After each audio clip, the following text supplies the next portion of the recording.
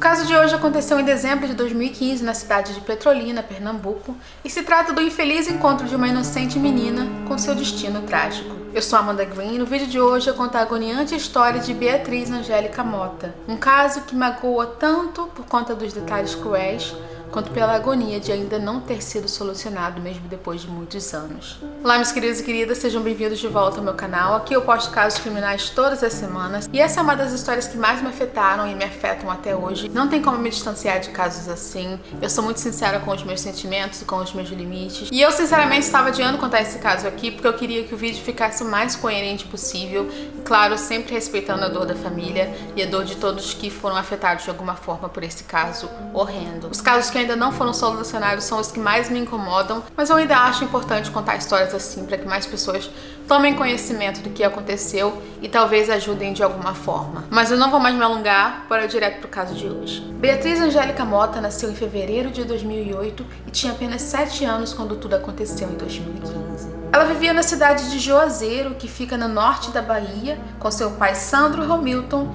e a sua mãe Maria Lúcia, que também tinha outros 2 filhos mais velhos, a Samira Angélica e o Leandro. A família da Beatriz era muito unida e estruturada, e isso com certeza se refletia na forma meiga e carinhosa com que a menina tratava os outros. Ela tinha muito amor e carinho pelos pais, e apesar da pouca idade, ela já demonstrava a intenção de cuidar deles durante a velhice. O amor entre todos os irmãos também era bem visível, pois eles passavam muito tempo brincando juntos de uma forma harmoniosa. E além disso, a Beatriz também amava os animais. Ela tinha o sonho de se tornar veterinária um dia. Na época dos fatos, a mãe da Beatriz trabalhava numa empresa de telecomunicações, enquanto seu pai trabalhava há mais de 15 anos como professor de inglês em um colégio particular que era dirigido por freiras da ordem salesiana. Tradicionalmente, escolas católicas têm muito prestígio na comunidade. E nesse caso não era diferente. O colégio tinha muito prestígio, era conhecido principalmente pela qualidade de ensino, mas também pela segurança que era oferecida aos alunos, mesmo que a escola estivesse localizada numa região urbana lá de Pernambuco. Tanto a Beatriz como seus 2 irmãos frequentavam essa mesma escola e já estavam acostumados com as dependências do local. A escola fica na cidade de Petrolina, que faz parte de Pernambuco, mas essa área é bem próxima do estado da Bahia, bem na divisa, então a localização ainda era conveniente para a família. E todos esses detalhes são importantes para que vocês entendam o contexto em que esse caso se desenrolou. Mas enfim, ninguém podia imaginar que uma escola com tantas qualificações se tornaria o cenário para um dos crimes mais chocantes do Brasil. E tudo se iniciou no dia 10 de dezembro de 2015, que foi a data em que acontecia no colégio a formatura dos alunos do 3º ano. Então muitas pessoas estavam presentes nas dependências do colégio naquele dia. O evento tinha sido apelidado de Aula da Saudade e depois de tudo que aconteceu, esse termo com certeza ganhou um significado diferente. E naturalmente o professor Sandro Romilton compareceu a esse evento não só por ser professor e estar diretamente envolvido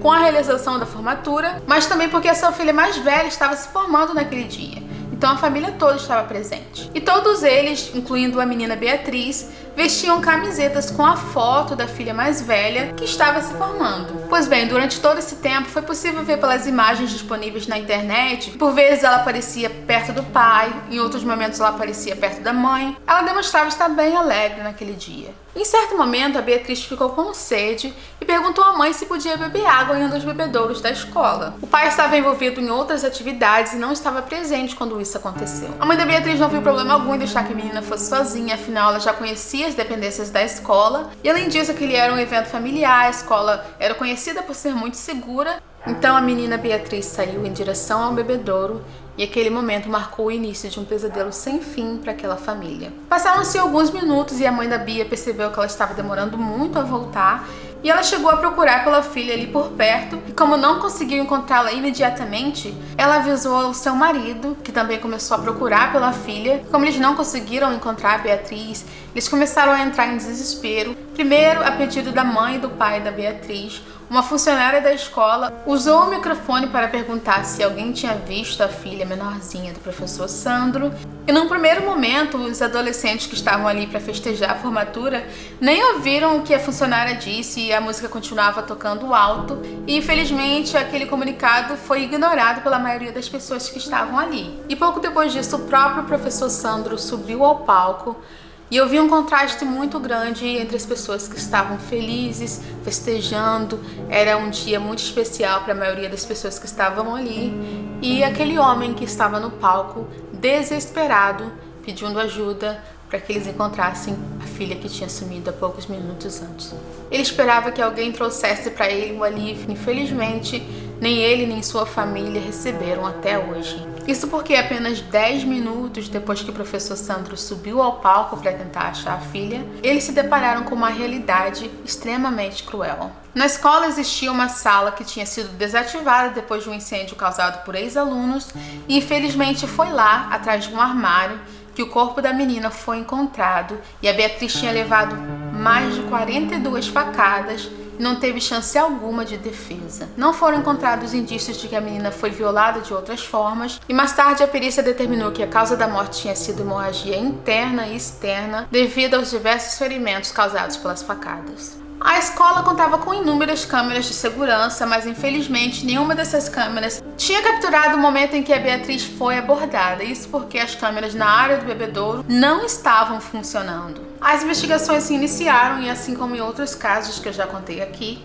muitas pessoas foram ouvidas, muitas pistas foram investigadas, porém no início existiam muitas teorias e muitas pontas soltas. Pelo menos 65 suspeitos tiveram seu DNA coletado, porém nenhuma dessas amostras era compatível com o DNA que a polícia afirma ter encontrado no cabo da faca e também nas unhas da menina. E segundo a polícia, o crime teria acontecido em um local diferente de onde o corpo tinha sido encontrado, já que os peritos concluíram que as manchas de sangue encontradas na cena do crime não eram compatíveis com o que se vê mais comumente em cenas parecidas. Além disso, foi dito por um dos peritos que o fato da menina não ter fuligem na sola dos sapatos indicava que ela não tinha sido arrestada ou caminhado até ali. E essa parte me deixou um pouco confusa, já que o assassino poderia facilmente imobilizar a garotinha, então ela não tinha necessariamente que andar ou ser arrastada. Quando perguntaram sobre o que levou à conclusão de que o crime não teria acontecido no local onde o corpo foi encontrado, o perito Gilmário Lima, então responsável pelas análises iniciais, afirmou que a conclusão veio depois da análise do padrão das manchas de sangue encontradas no local. Ele explicou que na maioria dos crimes envolvendo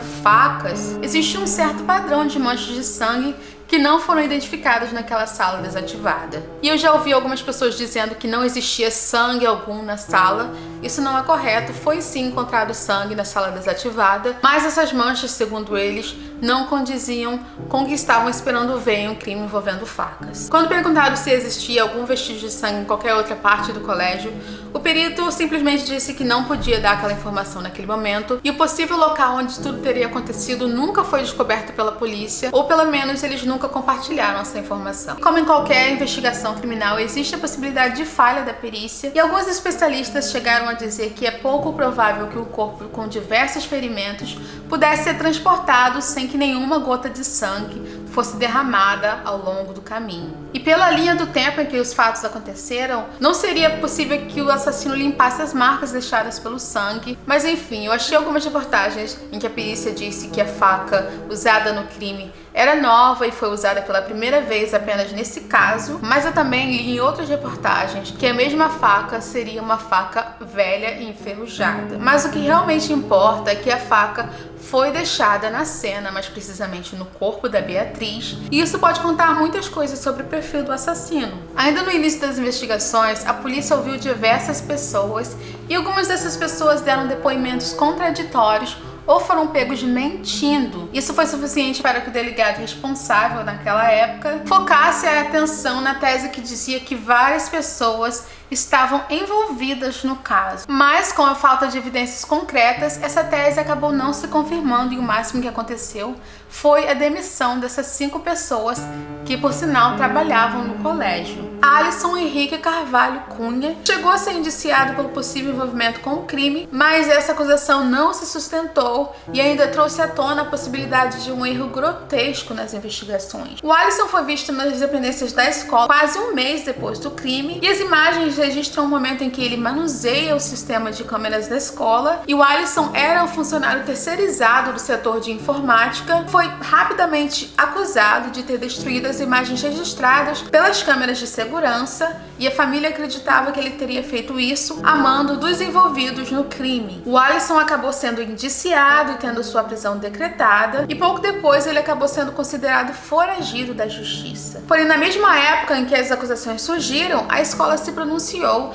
dizendo que eles chamaram o Alisson para realizar o serviço do backup nas imagens disponíveis, ou seja, ele não tinha invadido a escola, ele também não estava lá por acaso, ele foi chamado pela própria escola para realizar um serviço, já que era o seu trabalho. Além disso, a escola afirmou e a justiça confirmou que todas as imagens de câmera de segurança foram entregues à polícia no mesmo dia em que o crime ocorreu. Então a polícia já estava em posse dessas imagens muito antes do Alisson ir à escola. Então surgiu a história de que policiais despreparados teriam manuseado os HDs que continham as imagens de câmera de segurança da escola de maneira imprópria. E isso resultou na deletação automática das imagens. Segundo a justiça, o Alisson conseguiu demonstrar que a sua prisão era infundada, já que tinha sido decretada antes mesmo do fim do inquérito, então talvez por erro da polícia, as imagens tenham sido deletadas. E a polícia também trabalhou com a tese de que o caso tinha cunho religioso, já que se tratava de uma escola católica, e o delegado responsável na época deu a entender que várias pessoas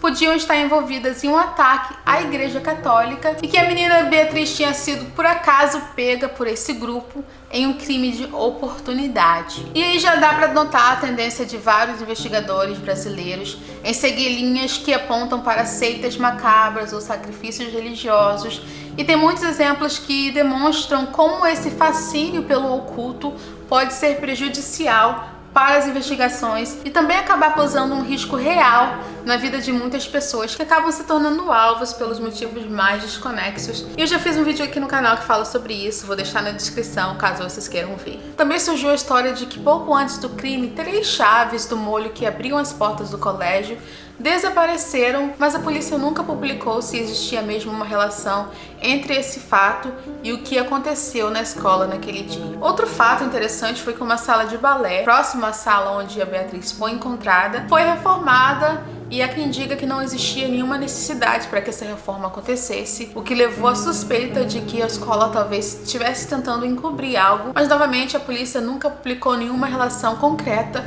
desse fato com o crime que cessou a vida da Beatriz. Mas existia um suspeito com possibilidades reais de envolvimento com o ocorrido e se tratava de um homem que foi descrito pelas testemunhas como um homem de aparência e comportamentos estranhos. As pessoas disseram que esse mesmo homem já tinha tentado abordar uma criança próxima ao bebedouro onde a Beatriz desapareceu, mas que aquela criança conseguiu se distanciar dele. E existem imagens que mostram esse homem andando por perto do colégio, aparentando estar muito agitado, sem rumo e sem direção. Segundo a polícia, as imagens mostram um momento em que o homem toma posse de uma faca e logo em seguida ele caminha em direção à escola. E se for mesmo um assassino, esse homem demonstrou algumas das características mais clássicas de um assassino desorganizado. Os assassinos desorganizados geralmente são pessoas que, dentre outras características, matam por impulso e oportunidade. Geralmente os assassinos desorganizados dominam e matam a vítima muito rapidamente, produzindo cenas animalescas. Além disso, muito comumente esse assassino tem algum tipo de distúrbio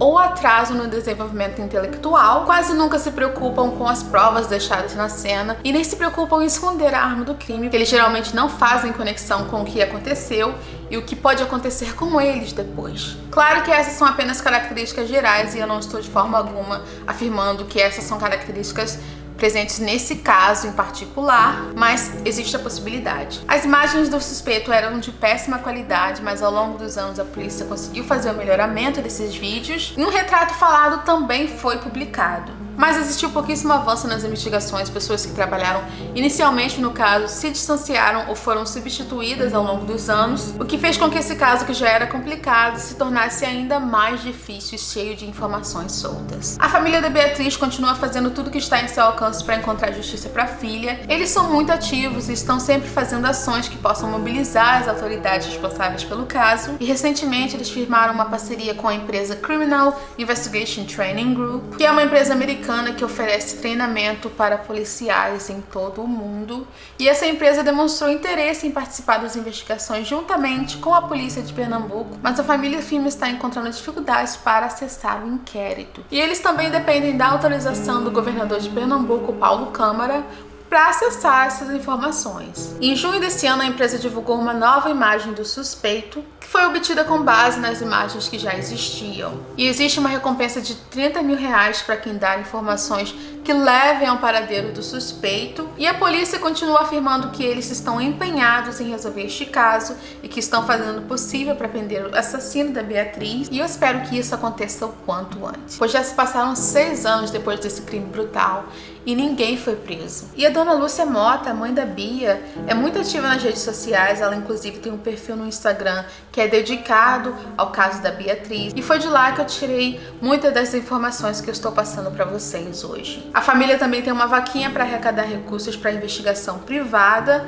e eu vou deixar o link na descrição. Eu acho que todos nós já ouvimos aquela frase: quando uma mãe perde um filho, todas as mães do mundo perdem um pouco também. E é assim que eu me sinto. Eu sou uma mãe, e você não precisa ser mãe para se identificar com a dor dessa família. Eu espero de coração que tudo seja resolvido o quanto antes. E esse foi o vídeo de hoje. Beijos, tchau, tchau ou bye bye.